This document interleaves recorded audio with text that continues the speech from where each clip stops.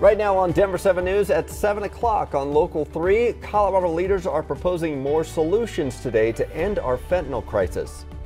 These pills, literally you take one and you have no idea what you're taking. He definitely had a whole life ahead of him. We are hearing from more heartbroken families who have lost precious loved ones to laced drugs. President Biden is getting a progress report on the administration's effort to restock shelves with baby formula. The relief Colorado parents could see soon. Plus, empty net, score!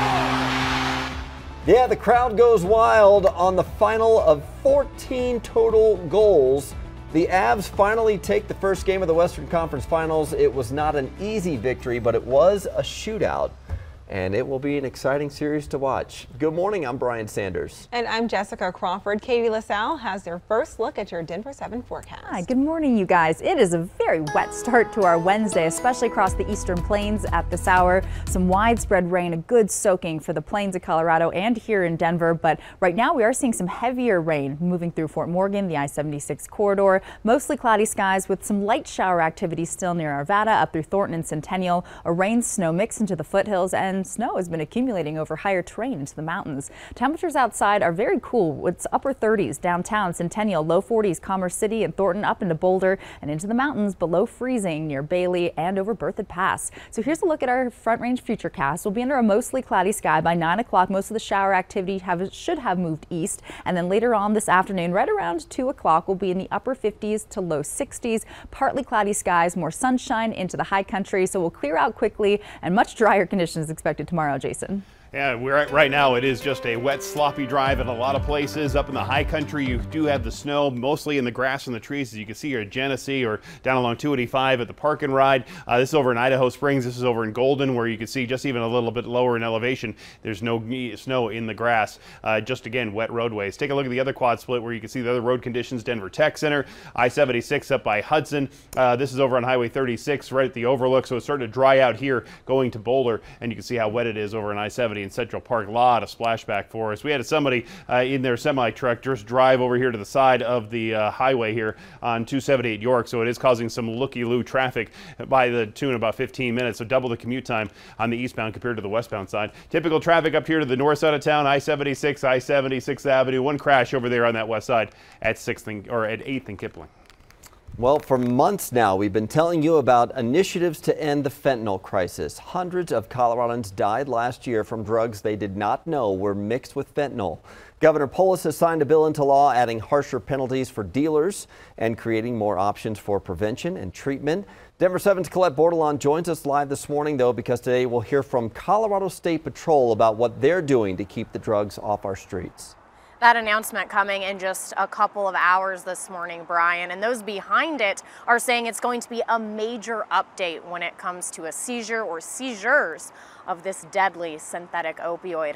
But meanwhile, countless Colorado families are still living with the impact of this crisis. One of them we spoke with is preparing to bury their 15-year-old child. Now, loved ones say on May 14th, 15-year-old Josiah Velasquez took a blue pill laced with fentanyl and never regained consciousness. He was on life support for a week at Children's Hospital. Now, the teen's family is raising awareness about the dangers of these counterfeit pills. These pills, literally you take one and you have no idea what you're taking, and that's it. You don't get a second chance. I feel like he tried doing this to fit in, and that's one thing I want to get across to other people, is don't feel that you have to try something just to fit in, because at the end of the day, you are who you are, and he was a very good person. Now, anyone with any information about Velasquez's death is asked to call Arvada Police. The family is screen printing t-shirts and candles with messages warning about the dangers of these counterfeit pills that can be laced with fentanyl. Any money raised from those purchases will go to funeral expenses. There's also a GoFundMe. You can find that link on thedenverchannel.com right now. Now, that announcement that's coming up here at 10 this morning, we will be there once we have those details. We'll get them to you as quickly as we can. Live in Denver, Colette Bordelon, Denver 7. Thank you, Colette. The conversation on fentanyl doesn't stop either. Tomorrow, Denver Mayor Michael Hancock and Colorado Attorney General Phil Weiser will begin a two-day conference about fentanyl. The mayor talked about the program with us on our sister station, Local 3. Everybody wants to talk about how we can best handle this crisis because people are dying on our streets today, and we've got to act quickly. This is a public health crisis. We also have to prepare law enforcement to address it, but we got to do everything we can through law enforcement to get these drugs and the drug dealers off our streets. The summit will have both regional and statewide law enforcement looking at how to best fight the crisis. A Fort Collins police officer is under arrest for violating a protection order. Valerie Pedraza was already charged with third-degree assault and domestic violence. Deputies say she kept trying to contact the victim. Pedraza's on administrative leave from the department pending the results of an internal investigation. A correctional officer is recovering this morning after an inmate stabbed him. 17-year-old Juan Asagueda is an inmate at Platte Valley Youth Services in Greeley. Officials say that he was having a dental procedure in Lakeside when he stabbed the officer with a knife and ran away. A surveillance image captured the inmate lunging at the officer with the knife raised. The teen was captured after an hours-long search, hiding in the garage of an unoccupied home. The grieving continues in Uvalde, Texas today, where families are now holding funeral services for the first of 21 students and teachers killed in last week's school shooting. ABC's Justin Finch updates us on the investigation into law enforcement's response. At Uvalde's Sacred Heart Catholic Church, a final farewell for 10-year-old Amerie Jo Garza.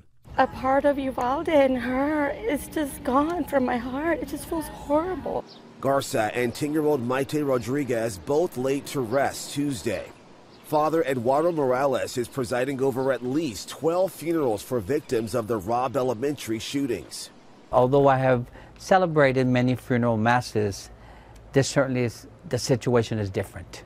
It's as if one huge funeral that is not ending.